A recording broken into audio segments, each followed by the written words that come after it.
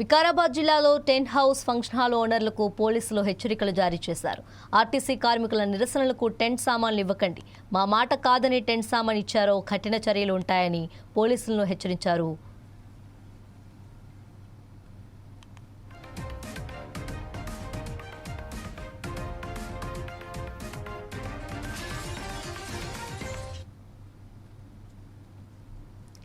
తాండూరు పట్టణ పరిధిలో ఉన్న tent house shop owners, function hall owners, community and convention hall owners అసోసియేషన్కి ఈ హెచ్చరిక జారీ చేశారు పోలీసులు.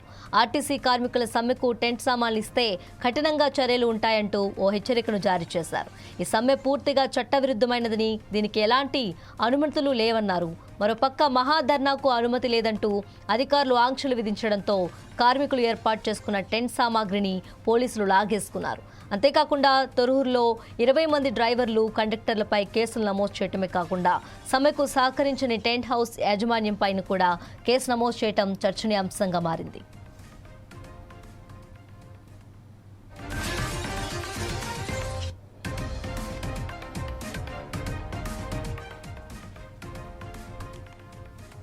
వికారాబాద్ జిల్లాలో టెంట్ హౌస్ ఫంక్షన్ హాల్ ఓనర్లకు పోలీసుల హెచ్చరికలు జారీ చేశారు.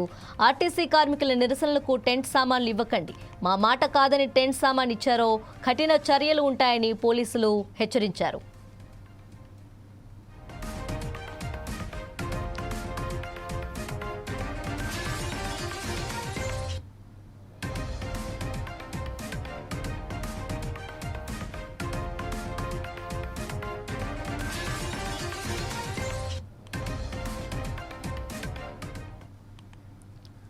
అయితే ఇక్కడ మనం స్క్రీన్ మీద గమనించవచ్చు, అంటే పోలీసు వారి పత్రిక ప్రకటనను దీన్ని మనం గమనిస్తే, అయితే పోలీసులు జారీ చేసిన పత్రికా ప్రకటన వచ్చేసి తాండూరు పట్టణ పరిధిలో గల టెంట్స్ హౌస్ షాప్ ఓనర్లు, ఫంక్షన్ హాల్ ఓనర్లు, కమ్యూనిటీ అండ్ కన్వెన్షన్ హాల్ ఓనర్లు మరియు అసోసియేషన్కు సంబంధించిన వ్యక్తులందరికీ తెలియజేయిందేమనగా, ప్రస్తుతం ఆర్టీసీ కార్మికుల సమ్మె నడుస్తుంది కాబట్టి ఇలాంటి సమ్మెకు పూర్తిగా చట్టవిరుద్ధమైన మరియు గవర్నమెంట్కు వ్యతిరేకమైంది.